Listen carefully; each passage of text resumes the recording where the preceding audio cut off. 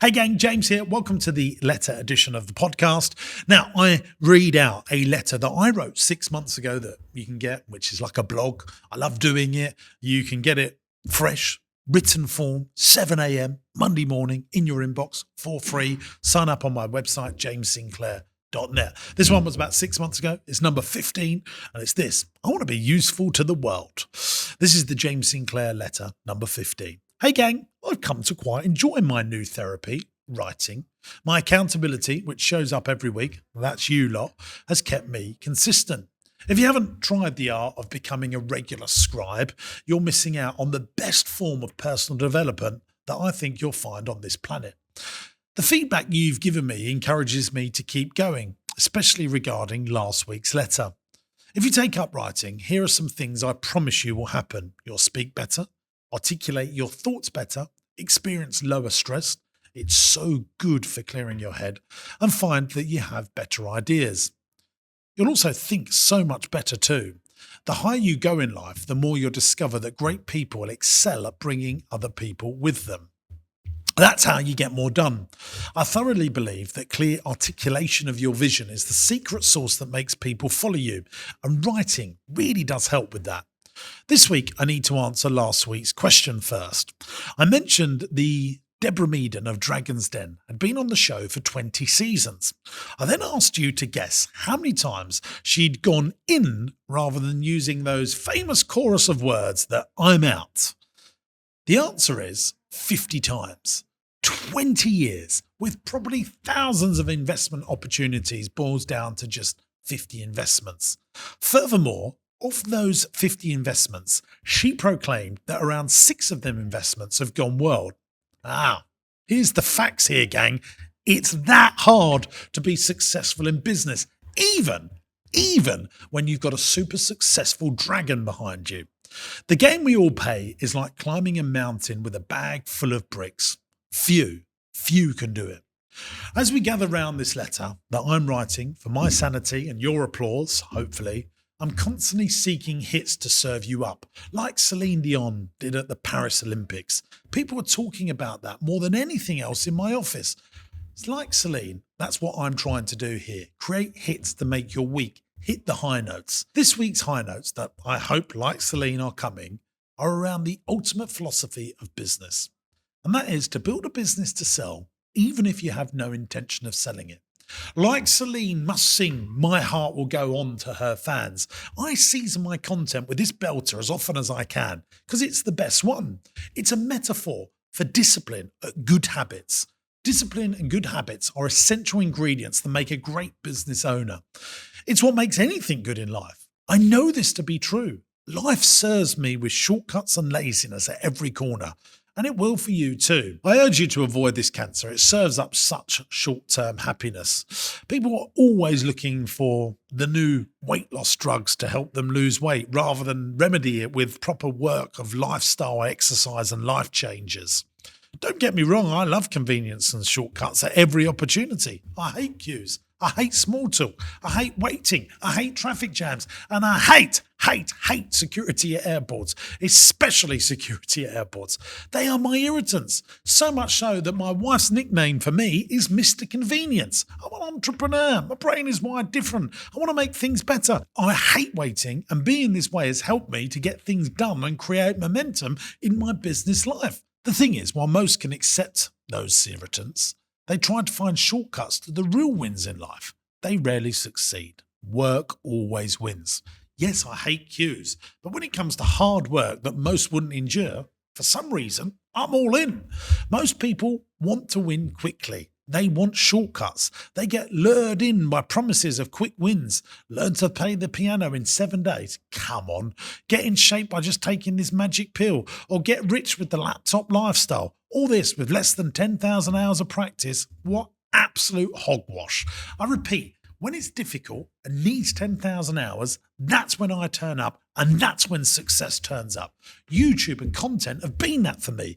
I could have done the get-rich-quick style content to appeal to the masses for ego views and wins on YouTube quickly. No, no, no. I've learned the craft over 1,000 videos and 10,000 hours of practice, and that compound effect is now starting to build. I'm proud of it because it was tough, and the result is an audience that's Rolex quality. Everyone wants shortcuts, but the truth is there's no reward for shortcuts, just poor stamina and poor mental ability. Knowing is the ultimate prize in life. Being effective and overcoming challenges wins the gold medal. These Olympians that we're seeing now on our TVs that are winning the Olympics, they know this with every ounce of their soul. We all know the crypto millionaire on Instagram or the lottery winner who became rich overnight, most yearning for this shortcut than to lose it all straight away. Those that inherit or win through a game of chance then feel a colossal emptiness and no training on how to cope with this wealth, wasting so much on stuff that loses value and meaning, attracting Klingons who try to muscle in on fake relationships, fake friendships because of overnight riches. I've often said my worst nightmare is to get anything given to me, like an inheritance or winning the lottery. Yuck. What you need to do is become to retain what you get and train slowly, building strong foundations so you know how to cope with stuff. The learning gives you earning power. It makes you respect the resources you collect along the way. I worry dearly for my children. They won't ever know how tough it is. In the last 24 months, they've been on more trips than David Attenborough. I'm aware of this and must make them respect the art of work. We must revel in the difficulties. It's where we're made. Also ponder the immigrant entrepreneurs going to a country with nothing, building real wealth and prosperity in a single generation, starting from literal scratch with just a bag and a few pence, no family or friends, and having to learn new cultures at the same time. My personal trainer, who I see 3 or 4 times a week, thinks I revel in stress and difficulty. Do you know what? I think I do. Here's the James Sinclair pattern. I make it easier because it's so difficult. I accomplish the difficulty. I beat it and I win it. Then, for some unknown, stupid, idiotic, childish, pathetic, ego-driven reason, I make my life difficult again. I hunger for more skills and achievements. I fear mediocrity and not getting more done. See, I want to be useful to the world. So how long does it take? How long does success take? What does success look like? Each skill or business, I think, takes about 10 years or 10,000 hours of purposeful practice. A YouTuber that I know named Ben Heath came in for a consultancy session with me this week. Yes, I know I say I don't do consultancy anymore, but when they pay and are impressive, and I think I can muster up some magic for them, I make exceptions to the rule, and Ben's an impressive chap. He's also a product of 10,000 hours of practice. Go and check out his YouTube channel, Ben Heath. He specialises in teaching business owners about Facebook and Instagram ads. He really knows his onions when it comes to mighty Meta and Zuckerberg's personal cash machine. I was discussing Ben's achievements with him when I realised that he's been doing YouTube for 7 years and his marketing craft for 10. In the first 5 years, he was doing okay. He was earning a living. But between years 5 and 7, YouTube blew up for him. Ben started really winning.